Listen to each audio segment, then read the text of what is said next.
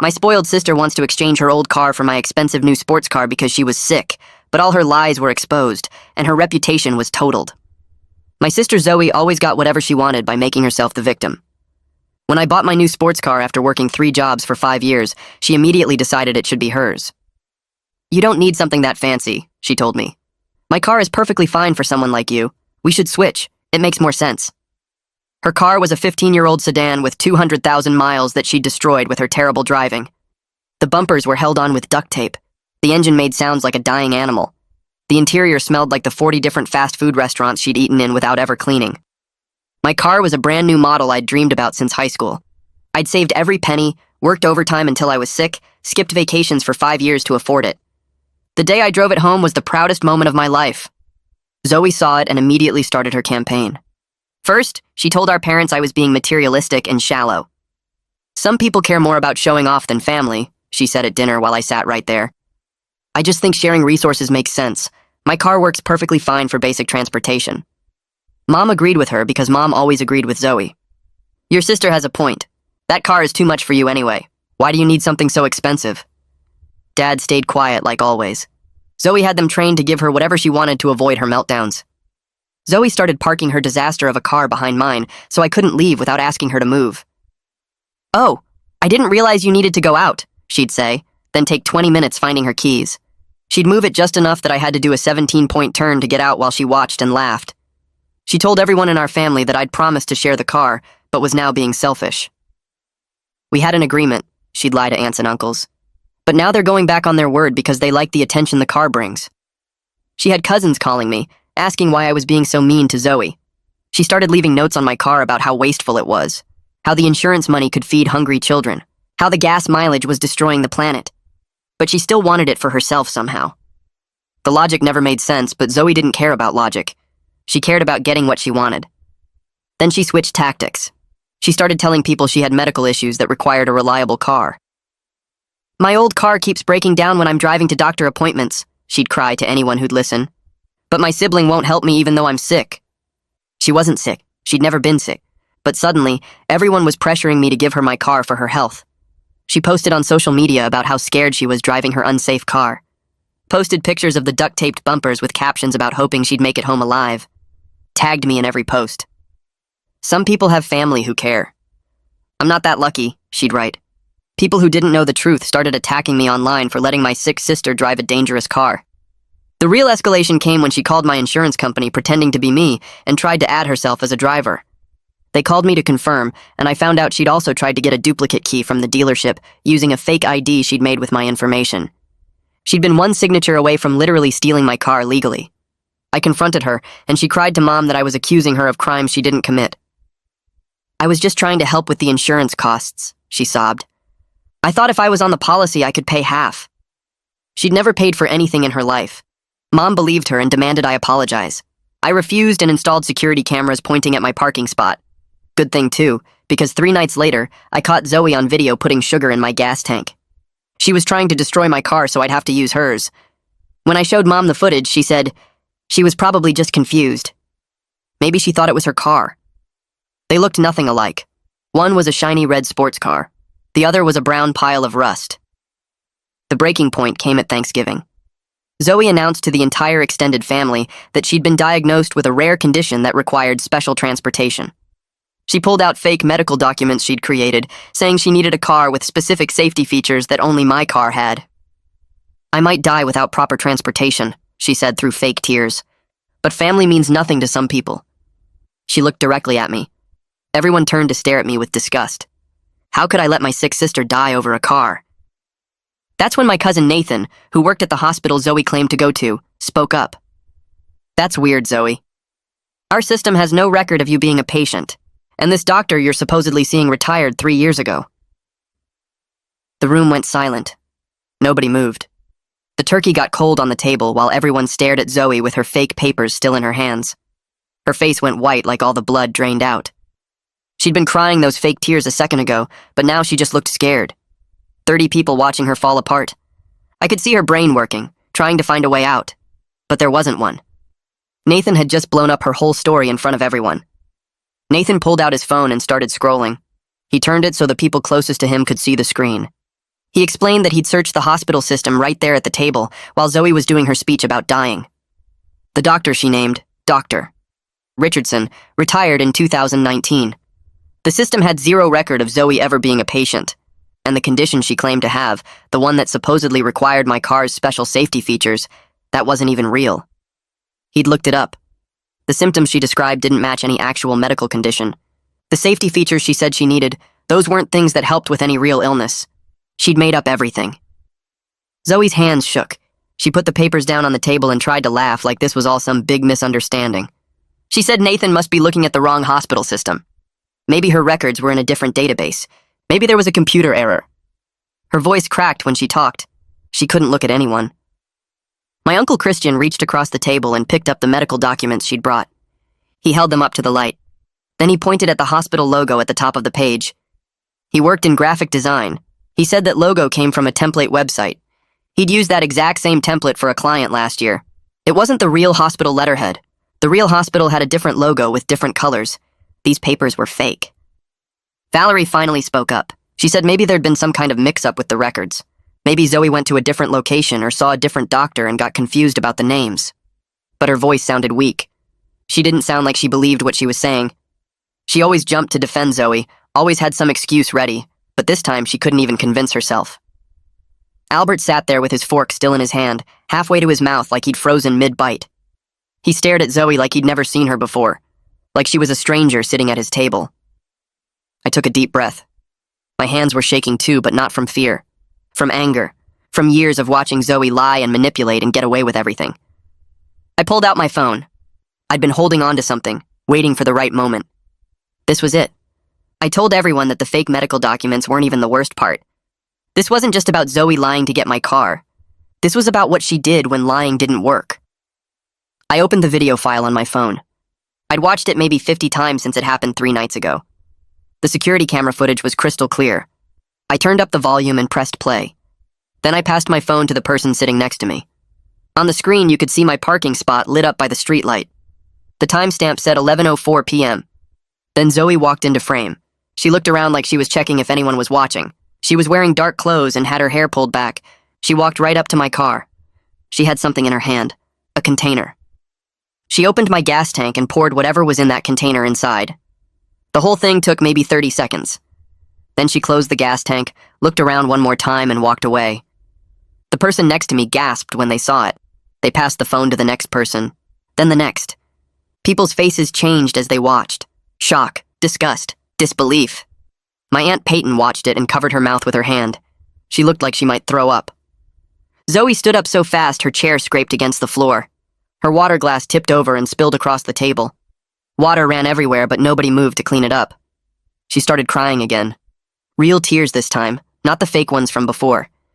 She said I'd been spying on her, violating her privacy, recording her without permission. She turned to Valerie and said I was trying to make her look bad on purpose, that I'd set her up somehow, that this whole thing was me being cruel to her. But even Valerie looked uncertain now. She didn't jump in to defend Zoe. She just sat there looking between Zoe and the phone that was still making its way around the table. I kept my voice calm. I explained that I installed the cameras to protect my property. I explained that 3 weeks ago, Zoe called my insurance company pretending to be me. She tried to add herself as a driver on my policy. The insurance company called me to confirm, and that's when I found out. I explained that she also went to the dealership where I bought my car. She tried to get a duplicate key made. She had a fake ID with my information on it. She was one signature away from literally being able to steal my car legally. That's when I put up the cameras. Nathan spoke up and backed me up. He said his cousin worked at that dealership. She'd told him about someone trying to get keys with a suspicious ID. He'd heard about it weeks ago, but didn't know it was Zoe until now. Albert put his fork down. His hands were shaking. His voice came out quiet but hard. He asked Zoe directly if she really put sugar in my gas tank. He said her name. He looked right at her. He wanted an answer. Zoe stood there with tears running down her face. She opened her mouth, but nothing came out. She didn't say yes. She didn't say no. She just stood there crying. And everyone watching knew what that meant. Silence was the same as a confession. Peyton turned to me. She said she was sorry. She said she had no idea things were this serious. She said she was sorry for calling me 2 weeks ago and pressuring me about sharing the car with my sick sister. She'd believed Zoe's lies like everyone else. Other relatives started talking too. Quiet apologies, embarrassed voices, people looking down at their plates. They'd all sent me messages, made phone calls, left comments on social media, all of them telling me I was selfish, telling me I should help my sister, telling me family was more important than a car. Now they knew the truth. Zoe grabbed the edge of the table to steady herself. Her knuckles went white. She opened her mouth and closed it again. Then she started crying harder. Real tears this time, not the fake ones she used to get what she wanted. She looked around at everyone staring at her. Her voice came out shaky and desperate. She said she'd been under so much stress lately. She said she hadn't been thinking clearly.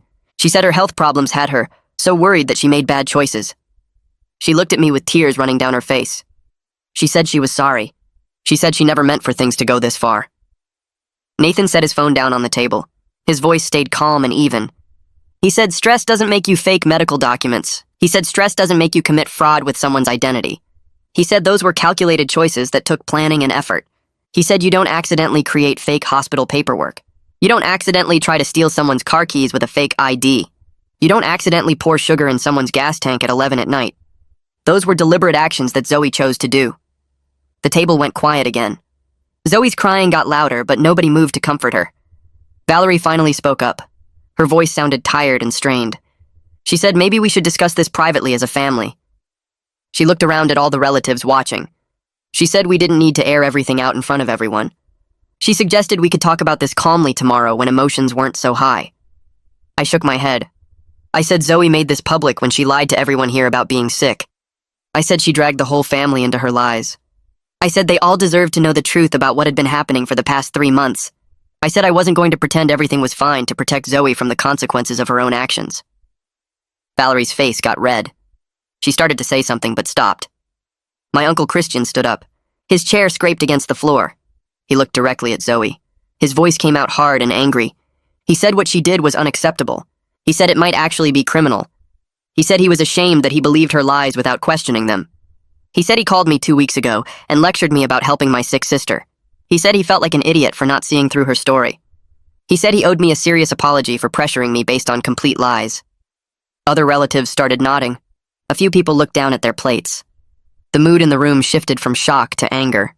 People were mad at Zoe now instead of me. Zoe must have felt it because she suddenly stopped crying. Her face changed. The victim act dropped away completely. She stood up straight. Her voice got loud and sharp. She yelled that I'd always been selfish. She said everyone babies me for working hard when plenty of people work hard without acting superior about it. She said I loved rubbing my success in her face.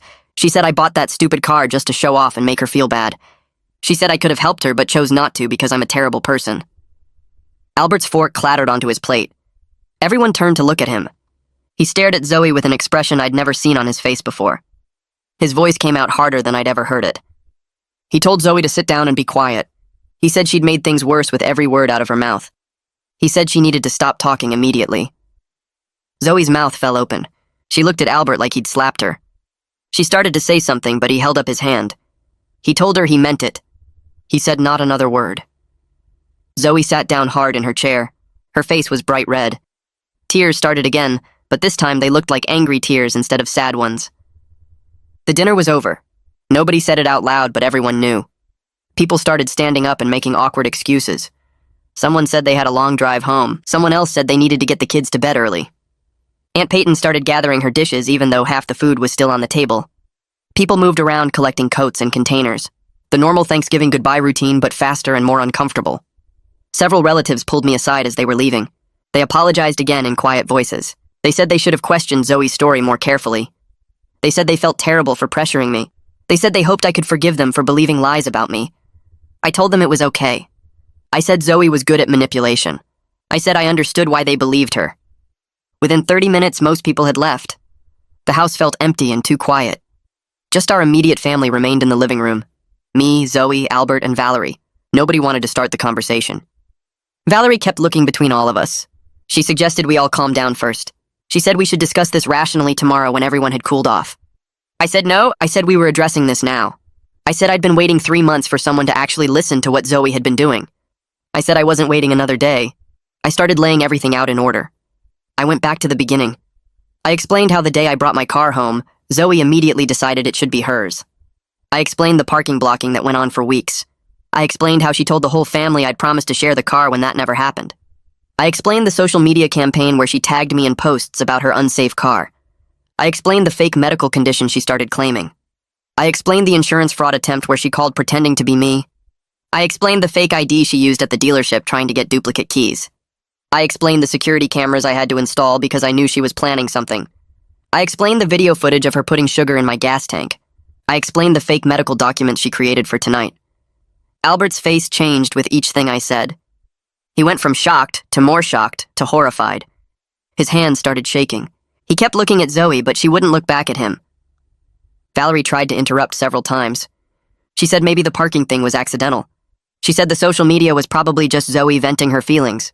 She said maybe the insurance thing was a misunderstanding. I cut her off. I asked her directly if she was going to excuse attempted vehicle destruction too. I asked if there was anything Zoe could do that Valerie wouldn't make excuses for. Albert's voice came out shaking. He told Valerie to stop making excuses. He said he'd stayed quiet for too long while she enabled Zoe's behavior. He said look where that got them. He said they had one daughter who committed fraud and vandalism against her own brother. He said that was on both of them, but especially on Valerie for refusing to ever hold Zoe accountable for anything. Zoe shoved her chair back so hard it scraped against the floor. She stood up and stared at everyone for a few seconds with her mouth open. Then she turned and walked out of the room fast. Her footsteps pounded down the hallway. The door to her old bedroom slammed so hard the picture frames on the wall rattled. One of them tilted sideways. Valerie stood up immediately and started moving toward the hallway. Albert reached out and put his hand on her arm. She stopped and looked at him. He shook his head and told her to let Zoe sit with what she'd done. Valerie opened her mouth like she was going to argue, but nothing came out. She sat back down slowly. Her hands were shaking. I took a deep breath and looked at both my parents. I told them I was going to the police station to file reports about everything. About Zoe putting sugar in my gas tank. About her trying to steal my identity to get car keys. About the insurance fraud. Valerie's face went white. She started shaking her head before I even finished talking. She said we couldn't involve the police in family problems. She said it would ruin Zoe's life. She said there had to be another way to handle this. I told her these weren't just family problems anymore. These were crimes. Serious crimes that could have destroyed my car and my credit and my whole life. I said I wasn't doing this to punish Zoe. I was doing it to protect myself. Albert surprised me by speaking up. His voice was quiet but steady. He said maybe real consequences were exactly what Zoe needed. He said family consequences had never worked. He looked at Valerie when he said it. He told her he'd been a coward for too long. He said he'd watched her enable Zoe's behavior for years, and he'd stayed quiet because it was easier. He said he was done watching his kids suffer because he was too scared to stand up to his wife. Valerie stared at him like he'd slapped her. Her eyes filled with tears. Valerie started crying. Not the fake crying Zoe did, but real crying where her whole face crumpled. She said she just wanted both her children to be happy. She said she didn't realize she was making things worse. Her voice broke on the last word. I felt bad watching her cry, but I also felt angry. I told her as gently as I could that giving Zoe everything she wanted wasn't making her happy. It was making her think she deserved whatever she wanted without working for it. It was making her manipulative and willing to hurt people to get her way. Valerie put her face in her hands and sobbed harder. Albert moved closer to her and put his arm around her shoulders, but he didn't argue with what I'd said. I left my parents' house around midnight. I drove home carefully even though my hands were shaking on the wheel. I kept thinking about Zoe's face when Nathan exposed her lies. I kept thinking about all those relatives staring at me with disgust before they knew the truth. I barely slept that night. Every time I closed my eyes, I saw Zoe pouring sugar into my gas tank on that security footage. The next morning, I got up early and drove to the police station. The building was old brick with a parking lot that needed new pavement. I sat in my car for a few minutes trying to calm down. Then I went inside. The officer at the front desk asked how he could help. I told him I needed to file reports about vandalism and identity theft and fraud.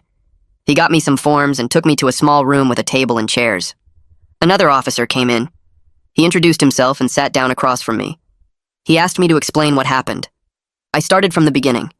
I told him about buying my car after 5 years of saving.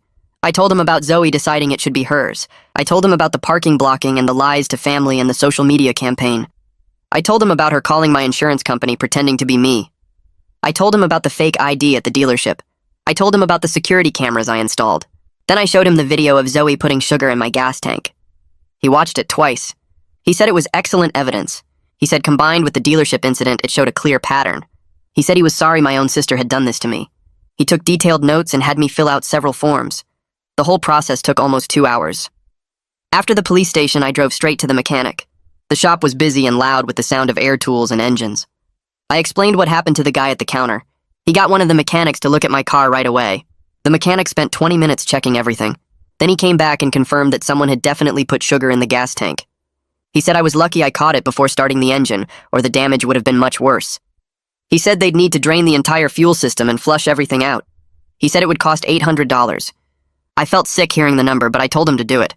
He said it would take most of the day. I got all the paperwork and took pictures of everything for the police report. The mechanic said he'd write up a detailed explanation of the damage for my insurance claim. I went to a coffee shop to wait, and that's when my phone rang. The number looked familiar, but I couldn't place it. I answered and heard a woman's voice say my name. She said this was Lila from the dealership. It took me a second to remember her. She was the security person who'd caught Zoe with the fake ID. Lila said she'd heard about what happened at Thanksgiving through family connections. She said she wanted me to know she'd kept copies of everything from Zoe's fake ID attempt. She said it was such a clear case of fraud that she'd documented it carefully. She offered to provide official statements and documentation to support my police report. I thanked her probably 5 times. She said what Zoe did was serious, and she was glad to help make sure there were real consequences. While I was still at the coffee shop, my phone buzzed with a text from Nathan. He said he wanted to check in and make sure I was okay. He said he hoped exposing Zoe at dinner wasn't too harsh. I texted back right away thanking him. I told him he'd saved me from another hour of being treated like a terrible person by the whole family. I told him I'd been feeling crazy with everyone believing Zoe's lies over what I knew was true. He texted back that he'd noticed the pattern of her manipulation for years, but never felt like it was his place to say anything. He said watching her pull out fake medical documents was the final straw. We texted back and forth for a while. It felt good to talk to someone who actually understood what had been happening. That afternoon, my phone rang again. This time it was Zoe. I almost didn't answer, but something made me pick up. Her voice sounded completely different from usual. No fake crying, no victim act, just cold and angry. She said I'd ruined her life. She said I'd humiliated her in front of the entire family. She said no one would ever forgive me for being so cruel to her. She said I'd destroyed her reputation over a stupid car. Her voice got louder with each sentence. I could hear her breathing hard between words. I waited until she stopped talking. Then I told her she'd ruined her own life. I said she did that by lying and committing fraud and trying to destroy my property. I said I was done protecting her from what she'd chosen to do. I said she made every single decision that led to this moment, and now she had to live with it. She started to say something else, but I kept talking. I told her I'd filed police reports and I wasn't backing down. I told her actions have consequences, and she was about to learn that lesson the hard way. She hung up on me before I finished the sentence. The call ended with a click and then silence. I sat there staring at my phone for a long time after that.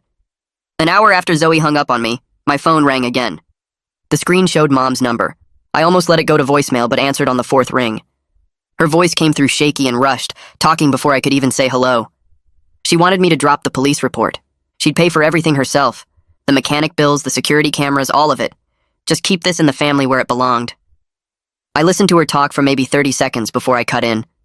I told her this stopped being a family matter when Zoe committed actual crimes. Multiple crimes. Insurance fraud. Identity theft. Property damage. I needed to protect myself legally because Zoe had shown she'd do anything to get what she wanted. Mom started crying. She said I was being cruel, that Zoe made mistakes, but she was still my sister. I told her Zoe's mistakes were felonies and hung up before she could guilt me into changing my mind. 20 minutes later, Dad called. His voice sounded different from usual, stronger somehow. He said he supported whatever I decided about the police report. No pressure either way. He'd been thinking a lot about how the family got so messed up, how we'd all learned to just give Zoe what she wanted to avoid her tantrums. He said he'd started looking into family therapy options. Real therapy with someone who specialized in family dynamics and enabling behaviors. He apologized for staying quiet all those years, while Mom made everything about managing Zoe's emotions. I didn't know what to say. Dad never talked like this, never admitted anything was wrong. I thanked him and told him I appreciated it. The call ended with him saying he loved me, and he was proud of how I'd handled everything. Over the next week, my phone became a constant stream of messages from relatives. Everyone had an opinion about what happened at Thanksgiving. My aunt on Dad's side sent 3 paragraphs about how she always knew Zoe was trouble, and she was glad someone finally stood up to her. My cousin from Mom's side said I was being too harsh, and Zoe clearly needed help, not punishment. Uncle Christian, who'd lectured me 2 weeks ago about helping my sick sister, sent a short text saying he was sorry for believing Zoe's lies. Another aunt suggested we were both wrong and should just apologize to each other and move on like adults. A cousin I barely knew sent a message saying family should forgive family no matter what. Someone else said Zoe deserved everything she got. The messages kept coming. Different opinions, different judgments, everyone thinking they knew the right answer.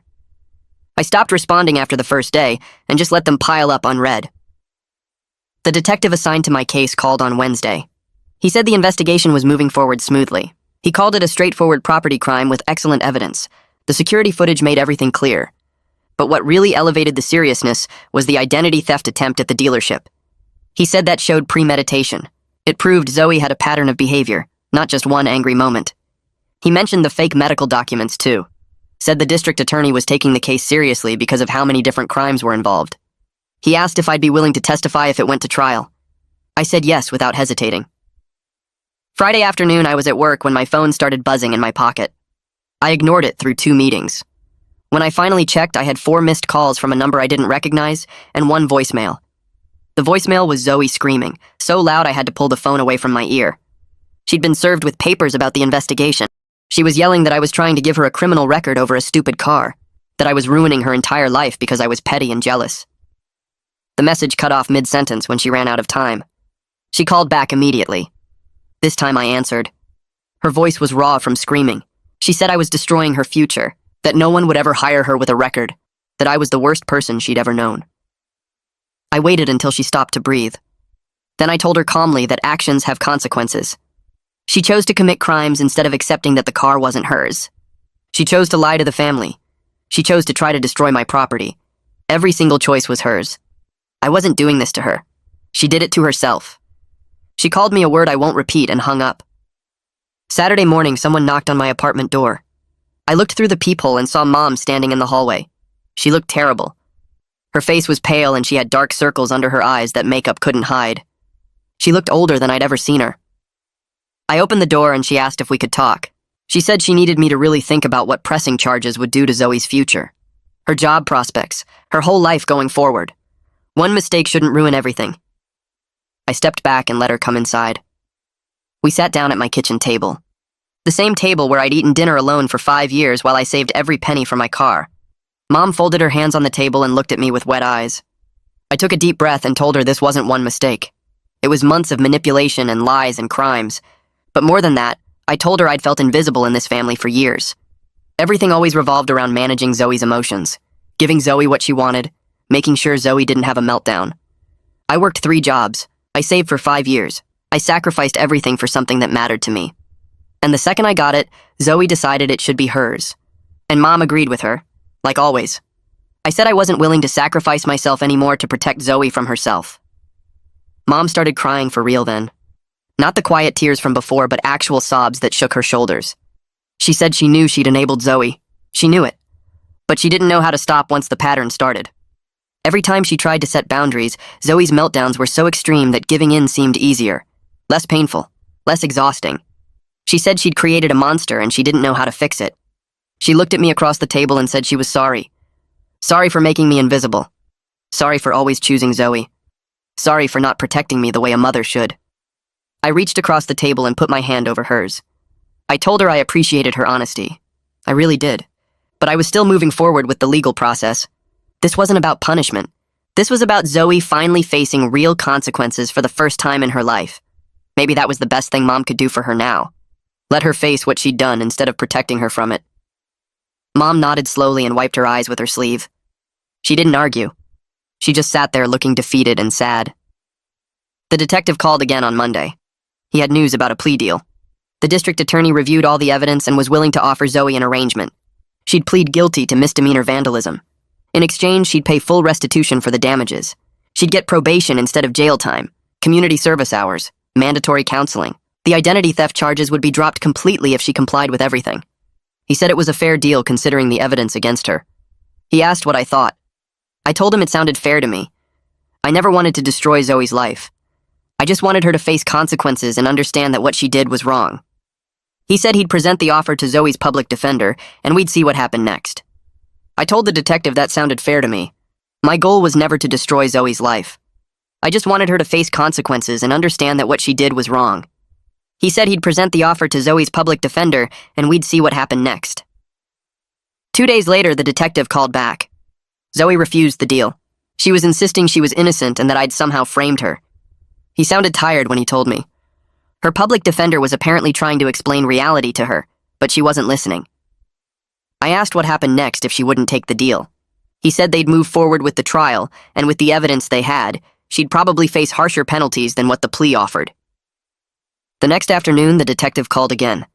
Zoe's public defender had shown her the security footage in detail, made her watch herself pouring sugar into my gas tank from 3 different camera angles, showed her the dealership documentation about the fake ID attempt, walked her through exactly what a jury would see and how bad it would look, explained that going to trial with this kind of evidence meant she could face actual jail time instead of just probation.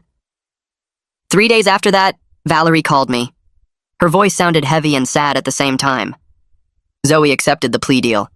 Valerie thanked me for not pushing for the maximum penalties, even though I had every right to. She said she knew I could have made things much worse for Zoe, but I chose not to. I told her I just wanted this to be over and for Zoe to get help. The court paperwork came through the following week. As part of the restitution, Zoe had to pay me back for the mechanic costs and the security camera system I installed. $800 for the fuel system flush and another $400 for the cameras. The payment plan was set up through the court system. I'd receive monthly payments for the next year, $100 every month for 12 months. It wasn't about the money anymore. It was about the principle that she had to actively make amends for what she did. A week later, Albert called and asked if I wanted to meet him for lunch. We met at a diner halfway between his house and my apartment. He looked older than I remembered, more tired. He told me he'd moved into the guest room. He and Valerie were doing intensive couples counseling. They needed to figure out how they got to a place where one child felt entitled to destroy the other's property, and they nearly enabled it to happen. He said the therapist was making them look at years of patterns they'd ignored. How they'd trained themselves to give Zoe whatever she wanted to avoid her meltdowns. How they'd made me invisible in the process. He apologized for staying quiet all those years, said he was done being a coward. The first restitution payment arrived exactly on schedule. $100 deposited into my account through the court system, then another one the next month. And another. They came like clockwork. It wasn't about the money. It was about Zoe having to actively acknowledge what she did every single month, having to make that payment and remember why. Nathan and I started meeting for coffee every few weeks. We'd never been particularly close before Thanksgiving, but something changed after he spoke up. He told me he was glad he said something, even though it was awkward. Watching Zoe manipulate the family for months had been making him feel like he was part of the problem by staying quiet. He said he'd seen her pull similar stuff at other family events over the years, but always figured it wasn't his place to say anything. Now he wished he'd spoken up sooner. 3 months after Thanksgiving, Valerie called me. Her voice sounded different, cautiously hopeful in a way I hadn't heard before. She said Zoe had been going to her court-mandated counseling sessions. The therapist was apparently helping her understand how her behavior patterns developed, how she'd learned to manipulate emotions to get what she wanted, how the family enabling had made it worse. Valerie said the therapist told her that Zoe was actually engaging with the work instead of just going through the motions. She sounded like she wanted to believe Zoe might actually be changing. I ran into Zoe at the grocery store completely by accident. I was grabbing milk from the dairy section and turned around, and there she was. Our first face-to-face encounter since Thanksgiving. She looked uncomfortable, but she didn't run away. We both froze for a second. Then she shifted her weight from one foot to the other and stared at the floor. After what felt like forever, she mumbled that her therapist said she should apologize to me. Her apology was stilted and clearly something she'd been coached to say. She talked about taking accountability and recognizing harmful patterns. It sounded rehearsed.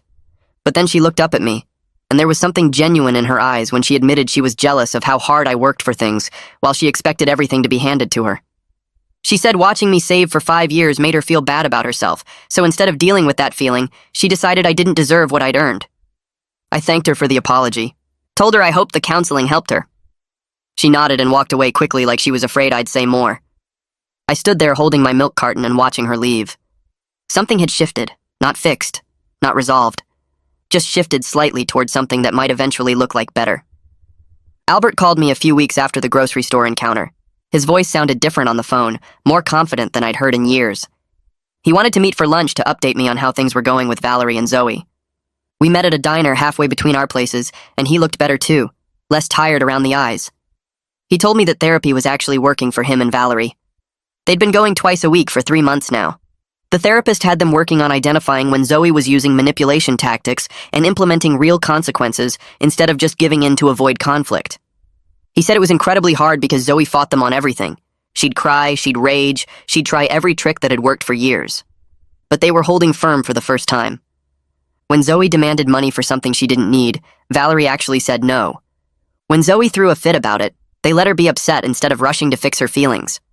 Albert said he felt like he was learning to be a parent all over again, but this time doing it right. He admitted he'd been taking the easy way out for decades, letting Valerie handle everything and staying quiet to keep the peace. Now he was speaking up when he disagreed, setting his own boundaries with Zoe, being an actual partner in the parenting process even though Zoe was an adult. The changes were small, but they were real. He thanked me for standing my ground about the car situation, because watching me refuse to back down had shown him it was possible to say no to Zoe and survive her reaction. 6 months after Thanksgiving, my phone rang with Albert's number again. He was calling to invite me to a family barbecue at their house the following weekend. My first instinct was to make an excuse and decline. The thought of being in the same space as Zoe again made my stomach tight. But Albert's voice was gentle and persistent. He said the family needed to start healing and moving forward. He promised he would shut down any drama immediately if Zoe tried anything. He said he understood if I wasn't ready, but he really hoped I'd consider coming. Valerie got on the phone too and added that she missed me and wanted to see me. Her voice cracked a little when she said it. I sat there holding my phone, staring at my calendar, trying to decide if I was ready for this. Part of me wanted to stay away from all of them forever, to protect myself from more manipulation and disappointment. But another part of me remembered that these were still my parents, still my family despite everything that had happened. I told Albert I'd think about it and let him know in a couple days. I spent those days weighing the decision, talking it over with Nathan, who encouraged me to go, imagining different scenarios of how it might play out. Finally, I texted Albert that I'd come, but I was leaving the second things got weird. He responded immediately with a grateful message and a promise that things would be different this time. The barbecue was exactly as awkward as I'd expected when I first arrived. I parked on the street instead of in the driveway, keeping my exit route clear just in case. The backyard was full of relatives I hadn't seen since Thanksgiving. Everyone went quiet for a second when I walked through the gate. Then people started greeting me with careful smiles and overly cheerful hellos that felt forced. Zoe was standing near the grill with a plate of food, and when she saw me, she immediately moved to the other side of the yard. I grabbed a drink from the cooler and positioned myself near the fence, watching her watch me from across the lawn. Other relatives kept glancing between us nervously like they were waiting for an explosion. The whole thing felt like being in a room full of people holding their breath. Nathan showed up about 20 minutes after me and made a beeline straight for where I was standing. He started talking loudly about his hospital implementing new patient privacy protocols after some recent issues with people trying to access records they shouldn't have access to. He said it with this pointed look toward where Zoe was standing. Several people who understood the reference started laughing, and the tension in the yard broke a little bit. Someone made a joke about HIPAA violations, and everyone laughed harder. Even Albert cracked a smile from where he was flipping burgers. Zoe's face went red, but she didn't say anything, just stared down at her plate. Nathan caught my eye and winked. The rest of the afternoon became gradually less uncomfortable as people relaxed and started having normal conversations. Later in the afternoon, I was digging through the cooler trying to find a specific type of soda when Zoe appeared next to me. I hadn't seen her approach and my whole body tensed up automatically. She reached past me for a water bottle without saying anything at first. We both stood there awkwardly, half bent over the cooler, not looking at each other. Then she cleared her throat and said her therapist had her working on taking accountability for her actions. Her voice was quiet and shaky. She said she wanted me to know that she understood now that what she did was really messed up. She talked about how her therapist helped her see that her behavior came from a place of deep entitlement, from growing up believing she deserved whatever she wanted just because she wanted it. She said she'd spent her whole life manipulating people's emotions to get things, and she never realized how damaging that was until she got caught and had to face consequences. She wasn't crying or trying to make me feel bad for her. She was just talking, looking at the ice in the cooler instead of at me. She said she knew I probably didn't forgive her, and she understood why. She just wanted me to know she was working on being different. I stood up and closed the cooler lid, looked at her for the first time since she'd started talking. Her face looked different somehow, less smooth and confident, more uncertain. I told her I appreciated her saying that to me. I said I could see she was putting an effort to change, and that mattered. I didn't tell her we were suddenly going to be close again, or that everything was fine now, because neither of those things were true. But I acknowledged that she was trying, and that was more than she'd ever done before. She nodded and walked away quickly, clutching her water bottle. I watched her go and felt something shift slightly inside my chest. Not forgiveness exactly, not trust, just a small opening where before there had only been anger and hurt. Before I left the barbecue, Valerie caught me near the back door. She asked if she could talk to me for a minute privately. We stepped into the kitchen where it was quieter. She thanked me for coming today, said it meant a lot to her and to Albert that I was willing to give the family another chance. Her eyes were wet, but she wasn't crying, just emotional. She told me she knew she had a long way to go in changing her parenting patterns. She said her therapist had helped her understand that she'd been so focused on avoiding Zoe's negative emotions that she'd completely ignored how her enabling was affecting me and teaching Zoe terrible lessons about how the world works. She said she was grateful I didn't give up on the family entirely, even when it would have been completely justified. She reached out like she wanted to hug me, then stopped herself and just squeezed my arm instead. I told her I appreciated her working on things. I didn't make any promises about how our relationship would be going forward, but I didn't shut the door completely either. She seemed to understand that was the best I could offer right now. When I left, Albert walked me to my car and told me he was proud of me for coming. I drove home feeling emotionally exhausted, but also somehow lighter than I'd felt in months. Family gatherings over the next several months became gradually less tense as everyone adjusted to the new patterns. Zoe was noticeably different at each event, quieter, less demanding. She didn't try to be the center of attention anymore. She'd sit and listen to conversations instead of dominating them. She'd help clean up without being asked. Small things, but noticeable to everyone who remembered how she used to be. Valerie shocked everyone the first time she told Zoe no about something in front of other people. Zoe had asked if Valerie could drive her somewhere, and Valerie said she couldn't because she had other plans. Zoe started to push, and Valerie just repeated that she wasn't available. Zoe looked stunned, like she couldn't believe what she was hearing. But she dropped it and found another way to get where she needed to go. The second time it happened, people were less shocked. By the fifth or sixth time, it started feeling almost normal. Albert was different too. He spoke up during family discussions. He made decisions without checking with Valerie first. He set boundaries with extended family members who tried to get involved in their business. The whole family dynamic was shifting slowly, like a house settling into new foundations. Albert and I started having lunch together every few weeks, just the two of us. During one of these lunches, he told me privately that he was proud of how I'd handled everything with Zoe in the car. He said watching me set firm boundaries and refuse to back down had taught him that he needed to do the same thing in his own life. He'd spent years being passive and avoiding conflict, and it had nearly destroyed his family. Now he was learning to stand up for what he believed in, to support Valerie in making hard parenting choices, to be honest, even when it was uncomfortable. He said his marriage with Valerie was stronger now than it had been in years because they were finally addressing problems instead of avoiding them. They were working as a team, instead of Valerie making all the decisions while he stayed silent. He thanked me for being strong enough to stand my ground even when the whole family was against me, because my example had given him permission to find his own strength. I didn't know what to say to that, so I just told him I was glad things were getting better for them. But inside I felt something warm, like maybe all the pain and conflict had actually led to something good after all. A full year after the Thanksgiving disaster, I got a notification from the court system that Zoe had successfully completed her probation. She'd made every single restitution payment on time. She'd finished all her required community service hours. Her probation officer's report noted that she'd attended every counseling session, and her therapist reported genuine progress in addressing her entitlement issues and manipulation patterns. The case was officially closed. I sat in my apartment reading the notification on my laptop and felt a strange mix of emotions. Relief that it was over. Satisfaction that she'd followed through with everything. Cautious hope that maybe she really had changed. I forwarded the notification to Albert, and he called me within minutes. He said he was proud of Zoe for completing everything successfully, but he was also proud of me for holding her accountable in the first place. He said if I hadn't pressed charges and forced real consequences, Zoe would probably still be the same manipulative person she'd been before. Sometimes the hardest thing and the right thing were the same thing. I agreed with him, and we talked for a while about how different everything was now compared to a year ago. When we hung up, I felt like maybe we'd all survived something terrible and come out different on the other side. Not perfect, not healed completely, but different in ways that mattered. I still drove my sports car every single day and loved it just as much as the day I bought it. Maybe even more now because of everything it represented. Every time I got behind the wheel and felt the engine start, I remembered the 5 years of work I'd put in to earn it. The overtime shifts, the skipped vacations, the careful budgeting and saving.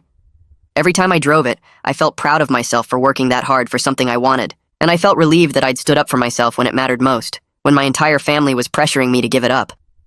The car was beautiful and fast and fun to drive, but it meant more to me than just transportation. It was proof that I could set a goal and achieve it through hard work.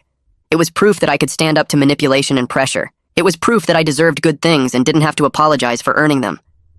Some days when I was driving, I'd think about how close I came to giving in to Zoe's demands just to make the family conflict stop. How much easier it would have been to just switch cars and let her have what she wanted, but I didn't. And now I had something I'd earned through my own effort, and Zoe was learning to earn things for herself too, and our whole family was healthier because I'd refused to enable her anymore. A few weeks after Zoe finished her probation, Nathan texted me about planning a weekend road trip. He suggested we take my car since his SUV was having transmission problems, and he wanted an excuse to ride in something fun for once. I agreed immediately because driving with Nathan was always easy and comfortable compared to the tension that used to exist around my car. We met at a coffee shop on Saturday morning to map out our route and decide where we wanted to stop along the coast. Nathan joked that it was nice to drive with someone who appreciated that I'd earned the car through 5 years of hard work rather than someone who thought they deserved it just because they wanted it. I laughed and told him the family drama had at least resulted in us becoming genuinely close friends instead of just cousins who saw each other at holidays. We planned to leave the following weekend and drive north along the coast with no real agenda except good music and better company. The whole conversation felt light and normal in a way that family interactions hadn't felt in years. 2 days later, Albert called to tell me something surprising about Zoe. She'd finally traded in her 15-year-old disaster of a car for a modest used sedan that she'd saved up for herself over the past several months. Albert said she'd been working extra shifts at her job and actually budgeting carefully to afford the down payment and monthly payments. He told me she seemed genuinely proud when she drove it home, showing him all the features and explaining how she'd researched different models to find the best value. Albert's voice got a little emotional when he said he thought maybe Zoe was starting to understand what I'd felt like when I bought my sports car after years of saving. He said watching her work hard for something and feel proud of earning it made him realize how much damage had been done by always giving her whatever she wanted without making her work for anything. I told Albert I was glad Zoe was learning that lesson, even if it took longer than anyone hoped. The next family gathering happened 3 weeks later at my parents' house for Albert's birthday. I arrived expecting the usual awkwardness, but found the atmosphere surprisingly relaxed. Zoe was already there when I pulled up, and she actually walked over to look at my car as I was getting out. She stood there for a moment just looking at it before she told me it really was a nice car. Her voice was quiet but sincere when she said she understood now why I hadn't wanted to trade, and that she was working on being less jealous of other people's success. She admitted her therapist had helped her see that her jealousy came from never having to work hard for anything, so she didn't value what she had. I thanked her for saying that and told her I was proud of her for buying her own car with money she'd earned. It wasn't a perfect relationship between us and probably never would be, but it felt honest for the first time in years. We walked into the house together, and the rest of the family seemed to relax when they saw us talking normally. Driving home that night, I thought about everything that had happened over the past year and a half. I'd learned that protecting yourself from family manipulation wasn't selfish, but actually necessary for everyone's health. My relationship with my parents were better now that real boundaries existed, instead of just enabling whatever Zoe wanted. Zoe was actually working on herself with her therapist and learning to earn things instead of demanding them. I still had my dream car that represented 5 years of hard work and sacrifice, and I loved it just as much as the day I brought it home. Things weren't perfect in my family, and probably never would be completely fixed, but they were real now instead of fake peace built on me giving up what I'd earned. That felt like enough.